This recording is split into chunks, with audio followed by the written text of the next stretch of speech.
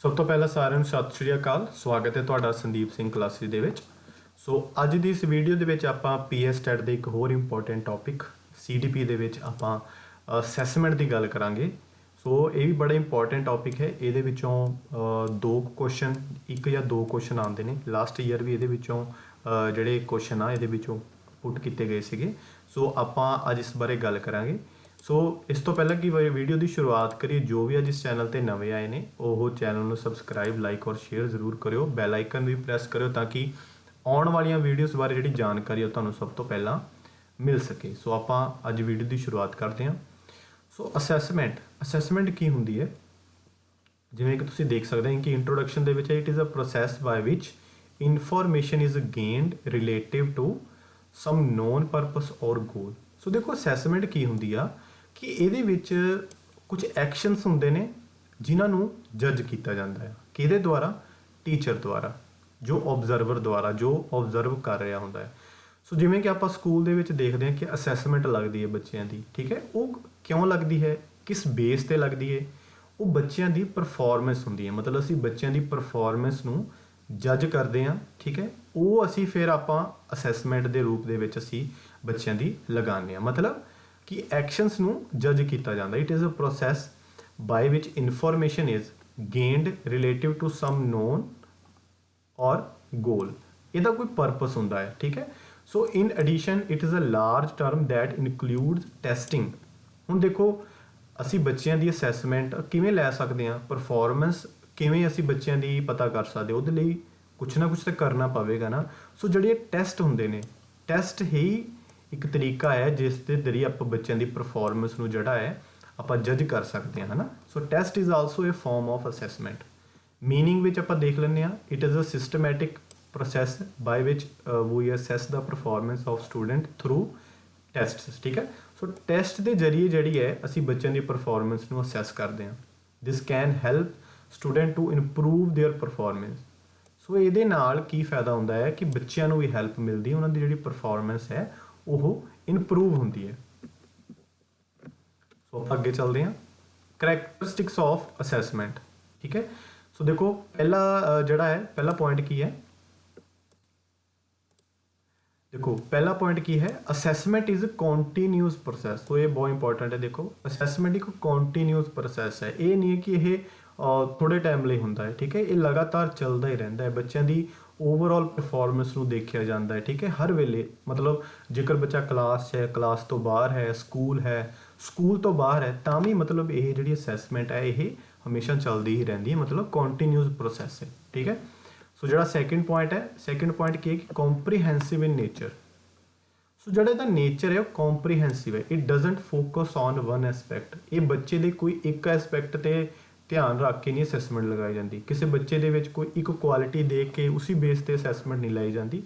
Comprehensive ਮਤਲਬ ਕੀ ਹੁੰਦਾ ਆ? ਹੋਲ ਬੱਚੇ ਦੀ ਓਵਰਆਲ ਪਰਫਾਰਮੈਂਸ ਦੇਖੀ ਜਾਂਦੀ ਹੈ। So assessment is conducted in all fields. ਸਾਰੀਆਂ ਫੀਲਡ ਦੇ ਵਿੱਚ ਅਸੈਸਮੈਂਟ ਹੁੰਦੀ ਹੈ।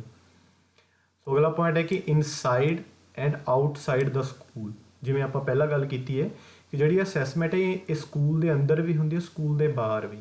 Conducted in inside and outside the school. Involvement of many agencies like home, school, NGOs। So ਇਹਦੇ ਵਿੱਚ ਇਨਵੋਲਵ ਕੌਣ ਹੁੰਦਾ ਹੈ? ਮਤਲਬ ਅਸੈਸਮੈਂਟ ਕੌਣ ਕੰਡਕਟ ਕਰਦਾ ਹੈ? ਹੋਮ, ਘਰ ਦੇ ਵਿੱਚ ਪੇਰੈਂਟਸ, ਸਕੂਲ ਦੇ ਵਿੱਚ ਟੀਚਰਸ, NGOs, ਕਈ NGOs ਚੱਲਦੀਆਂ ਨੇ, ਉਹਦੇ ਵਿੱਚ ਵੀ ਇਹ ਕੀਤਾ ਜਾਂਦਾ ਹੈ। Valuation of curriculum. ਦੇਖੋ ਕਰਿਕੂਲਮ ਹੈ ਕਿ ਬੱਚੇ ਜੋ ਐਕਟੀਵਿਟੀਜ਼ ਕਰਦੇ ਨੇ, ਕਿਸੇ ਵੀ ਤਰ੍ਹਾਂ ਦੀ ਐਕਟੀਵਿਟੀਜ਼ ਨੇ, ਉਹਨਾਂ ਨੂੰ ਐਵੈਲੂਏਟ ਕੀਤਾ ਜਾਂਦਾ ਹੈ, ਠੀਕ ਹੈ। ਉਹਨਾਂ ਦੇ ਮਤਲਬ ਉਹਨਾਂ ਦੇ ਬੇਸ 'ਤੇ ਹੀ ਉਹਨਾਂ ਦੀ ਅਸੈਸਮੈਂਟ ਲਗਾਈ ਜਾਂਦੀ ਹੈ, ਐਵੈਲੂਏਟ ਕੀਤਾ ਜਾਂਦਾ ਹੈ, ਉਹਨਾਂ ਨੂੰ ਮਾਰਕਸ ਦਿੱਤੇ ਜਾਂਦੇ ਨੇ। ਡਾਇਨਾਮਿਕ ਮਤਲਬ ਚੇਂਜਸ। ਇਹਦੇ ਵਿੱਚ ਚੇਂਜਸ ਆਉਂਦੇ ਰਹਿੰਦੇ ਨੇ। ਇਹ ਨਹੀਂ ਹੈ ਕਿ ਕੋਈ ਪੱਥਰ 'ਤੇ ਲਕੀਰ ਹੈ ਕਿ ਕੋਈ ਇੱਦਾਂ ਹੀ ਚੀਜ਼ ਹੋਣੀ ਹੈ। ਇਸੇ ਤਰੀਕੇ ਨਾਲ ਅਸੀਂ ਬੱਚੇ ਦੀ ਅਸੈਸਮੈਂਟ ਲੈਣੀ ਹੈ ਨਾ।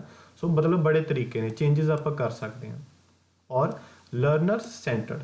ਇਹਦੇ ਵਿੱਚ ਜਿਹੜੇ ਮੇਨ ਇਹਦੇ ਵਿੱਚ ਜਿਹੜਾ ਹੈ ਉਹ ਲਰਨਰ ਹੁੰਦਾ ਹੈ, ਠੀਕ ਹੈ। ਹਮੇਸ਼ਾ ਜਿਹੜਾ ਐਕਟਿਵ ਹੈ, ਮਤਲਬ ਜਿਹੜਾ ਲਰਨਰ ਹੈ ਉਹ ਹਮੇਸ਼ਾ ਇਹਦੇ ਵਿੱਚ ਐਕਟਿਵ ਹੋਵੇਗਾ, ਠੀਕ ਹੈ। ਸੋ ਜਿਹੜਾ ਮਤਲਬ ਜਿਹੜਾ ਟੀਚਰ ਹੈ, ਟੀਚਰ ਪੈਸਿਵ ਹੁੰਦਾ ਹੈ, ਠੀਕ ਹੈ। ਸੋ ਬੱਚਾ ਜਿਹੜਾ ਆ ਉਹ ਐਕਟਿਵ ਹੁੰਦਾ ਇਹਦੇ ਵਿੱਚ। ਸੋ ਦੇਖੋ ਹੁਣ ਇਹਦੀ ਟਾਈਪਸ ਦੀ ਗੱਲ ਕਰਾਂਗੇ। ਤਿੰਨ ਤਰ੍ਹਾਂ ਦੀਆਂ ਟਾਈਪਸ ਹੁੰਦੀਆਂ ਨੇ। पहली टाइप है फॉर्मेटिव, सममेटिव और डायग्नोस्टिक। ठीक है, बारी बारी सिरे दे बारे आप जल्दी गल करते हैं। फॉर्मेटिव असैसमेंट देखो, फॉर्मेटिव की होंगी है, it is a method for judging the growth of a program while the program activities are performing in process. So तुसी ये जिहड़ा कीवर्ड है इसनूं हमेशा तुसी गौर करना है, जिस बारे गल की गई है कि activities are performing while the program. So मतलब ये की कह रहे हैं, कहते हैं कि it is a method for judging the growth of program, मतलब बच्चे के जोड़े प्रोग्राम है, कोई एक्टिविटीज़ है, उन्होंने जज किया जाता है while the program activities are performing. मतलब जो वो एक्टिविटीज़ बच्चा परफॉर्म कर रहा होंदा है उदों बच्चे की जजमेंट की जाती है। मतलब सपोज कि बच्चा कोई खेल रहा है, खेडन के दौरान जी है असैसमेंट लाई जाती है। ठीक है, main purpose is to catch weakness of the learner. So इसका मेन परपस की होंगे कि बच्चे की जी वीकनैस है उन्होंने मतलब उन्होंने हाईलाइट किया जा सके, बच्चे की जी वीकनैस है उसनों पता किया जा सके। वो तो ही पता लगेगा जेकर वो परफॉर्म कर रहा हो, है ना। So it refers to as internal. So ये क्वेश्चन इदा पूछ लिया जाता है कई कि कोई बच्चा परफॉर्म कर रहा है ना, एक किहड़ी टाइप की असैसमेंट है। सो इंटरनल के जरिए पूछ लिया जाता है कि इंटरनल किहड़ी तरह किहड़ी टाइप की असैसमेंट होंगी है। ठीक है, सो द आंसर की होगा formative.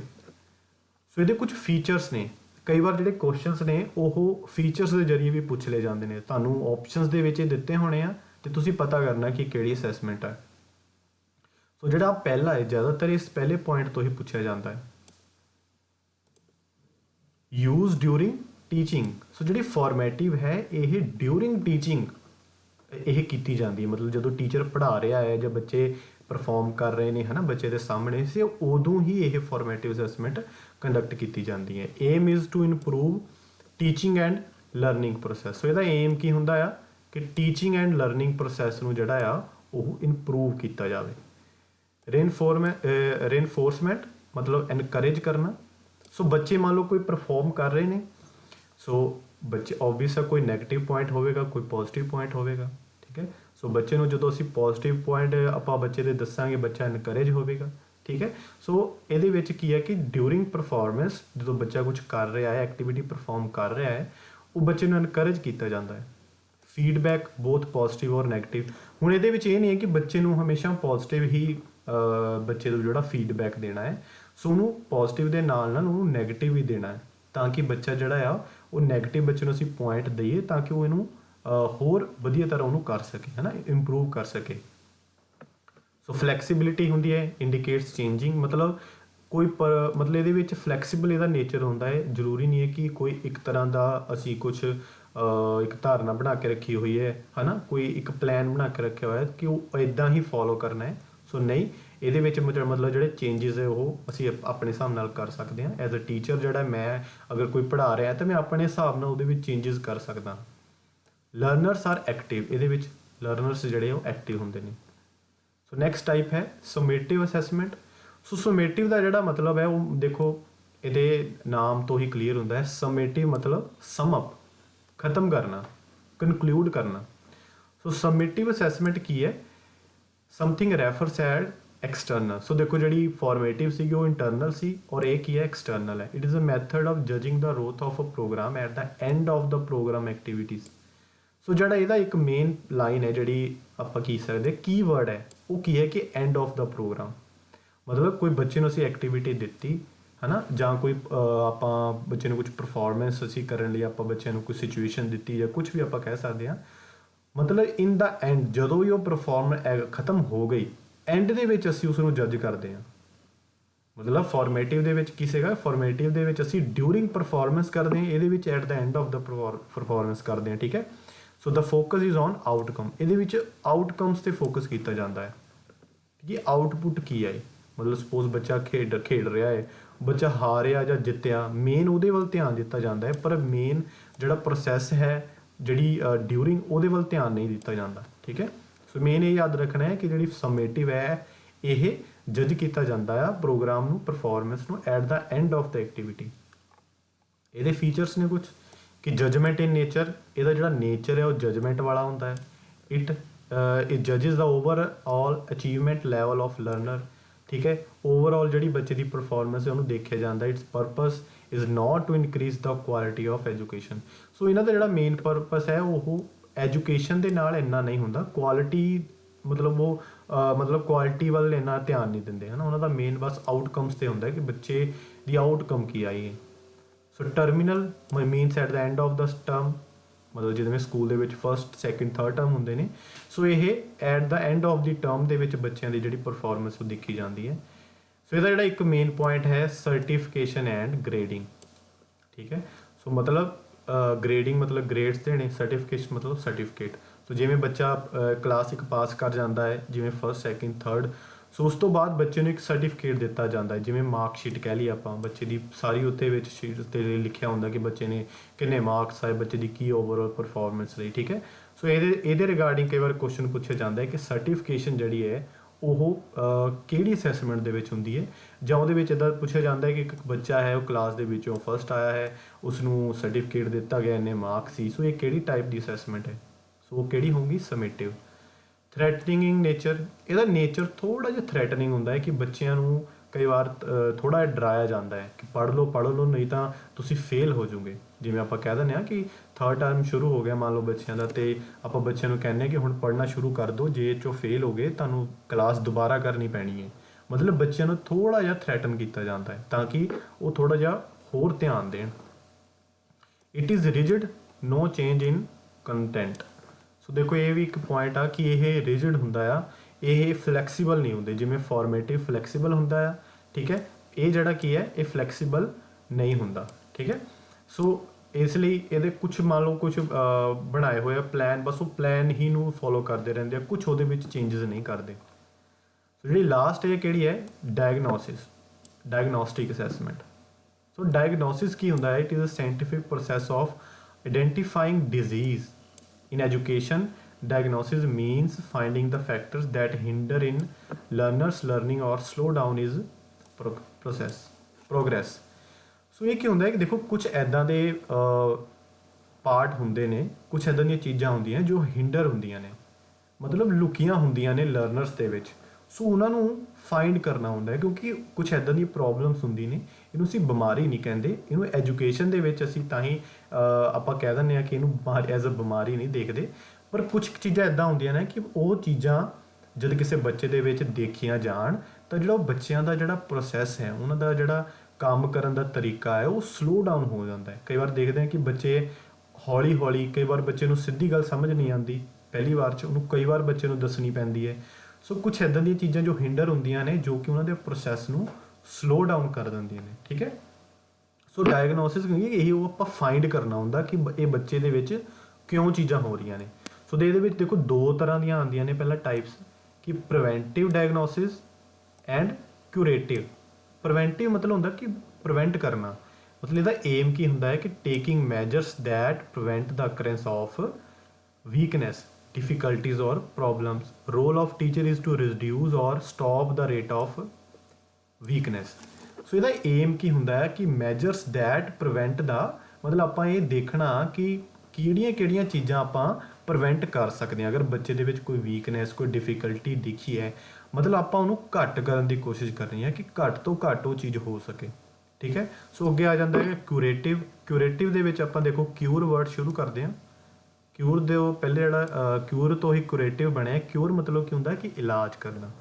Is used when disease exist. ਦੇਖੋ ਕਿਊਰ ਜਿਹੜਾ ਹੈ ਕਿਸੇ ਚੀਜ਼ ਦਾ ਇਲਾਜ ਆਪਾਂ ਉਦੋਂ ਕਰਾਂਗੇ ਅਗਰ ਉਸ ਚੀਜ਼ ਦੇ ਵਿੱਚ ਕੋਈ ਕਮੀ ਹੈ।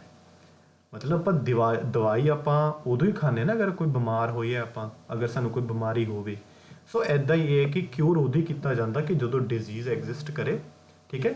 It helps in arranging special remedial teaching for removing difficulties, ਠੀਕ ਹੈ। ਸੋ ਇਹਦੇ ਵਿੱਚ ਕੀ ਹੈ ਕਿ ਕਿਊਰੇਟਿਵ ਦੇ ਵਿੱਚ ਆਪਾਂ ਜਿਹੜੀ ਡਿਸੀਜ਼ ਹੈ ਆਪਾਂ ਉਹਦੇ ਨਾਲ ਡੀਲ ਕਰਨ ਲਈ ਆਪਾਂ ਕੁਛ ਜਿਹੜੇ ਕਦਮ ਆ ਉਹ ਪੁੱਟਦੇ। It helps in arranging special remedial teaching for removing difficulties. ਜਿਹੜੀ ਡਿਫਿਕਲਟੀਜ਼ ਨੂੰ ਖਤਮ ਕਰਨ ਲਈ, ਰਿਮੂਵ ਕਰਨ ਲਈ ਜਿਹੜੀ ਹੈ ਆਪਾਂ ਕਿਉਰ ਜਿਹੜੇ ਉਹ ਲੱਭਦੇ ਹਾਂ। ਉਹਦੇ ਫੀਚਰਸ ਨੇ। ਫੀਚਰਸ ਕੀ ਕਿ indicates that what are the needs of the learner. ਇਹਦੇ ਵਿੱਚ ਇਹ ਦੇਖਿਆ ਜਾਂਦਾ ਕਿ ਬੱਚੇ ਨੂੰ ਕਿਹੜੀ ਚੀਜ਼ ਦੀ ਜ਼ਰੂਰਤ ਹੈ, actually needs are the deficiencies of something which should be fulfilled. ਮਤਲਬ ਇੱਕ ਤਰ੍ਹਾਂ ਦੀਆਂ ਜ਼ਰੂਰਤਾਂ ਹੀ ਹੁੰਦੀਆਂ ਨੇ, ਇਹ 'ਚ ਕਮੀਆਂ ਹੁੰਦੀਆਂ ਨੇ ਕਿ ਜਿਨ੍ਹਾਂ ਨੂੰ ਅਸੀਂ ਫੁੱਲਫਿਲ ਕਰਨਾ ਹੁੰਦਾ ਹੈ। ਫੋਕਸ ਔਨ ਰੋਂਗ ਰਿਸਪੌਂਸਿਸ, ਇਹਦੇ ਵਿੱਚ ਜਿਹੜੇ ਰੋਂਗ ਰਿਸਪੌਂਸਿਸ ਨੇ ਉਹਨਾਂ 'ਤੇ ਫੋਕਸ ਕੀਤਾ ਜਾਂਦਾ ਹੈ। ਅਗਰ ਕੋਈ ਬੱਚਾ ਗਲਤੀ ਕਰਦਾ ਹੈ ਉਹਨੂੰ ਇਗਨੋਰ ਨਹੀਂ ਕੀਤਾ ਜਾਂਦਾ, ਉਹਦੇ ਵੱਲ ਧਿਆਨ ਦਿੱਤਾ ਜਾਂਦਾ ਕਿ ਬੱਚੇ ਨੇ ਇਹ ਗਲਤੀ ਕਿਉਂ ਕੀਤੀ, ਉਹਦੇ ਪਿੱਛੇ ਕਾਰਨ ਕੀ ਸੀ। ਨੀਡ ਐਕਸਪਰਟਿਜ਼, ਮਤਲਬ ਇਹਦੇ ਵਿੱਚ ਐਕਸਪੀਰੀਅੰਸ ਲੋਕਾਂ ਦੀ ਜ਼ਰੂਰਤ ਹੈ, ਐਕਸਪੀਰੀਅੰਸ ਟੀਚਰਸ ਦੀ ਲੋੜ ਹੈ, ਜਿਨ੍ਹਾਂ ਨੂੰ ਕਿ ਉਹ ਬੱਚੇ ਨੂੰ ਪਹਿਚਾਣ ਸਕਣ। ਅਗਰ ਕਿਸੇ ਬੱਚੇ 'ਚ ਪ੍ਰੋਬਲਮ ਹੈ ਉਹ ਉਦੋਂ ਹੀ ਪਹਿਚਾਣ ਸਕੇਗਾ ਅਗਰ ਉਹਦੇ ਕੋਲ ਐਕਸਪੀਰੀਅੰਸ ਹੈ ਨਾ। ਸੋ ਕੰਟੀਨਿਊਸ ਪ੍ਰੋਸੈਸ ਹੈ, ਇਹ ਕੰਟੀਨਿਊਸ ਪ੍ਰੋਸੈਸ ਹੈ। ਇਹਦੇ ਵਿੱਚ ਮਤਲਬ ਇੱਦਾਂ ਨਹੀਂ ਹੈਗਾ ਕਿ ਮਤਲਬ ਥੋੜ੍ਹੇ ਟਾਈਮ ਲਈ ਪ੍ਰੋਸੈਸ ਹੁੰਦਾ ਹੈ।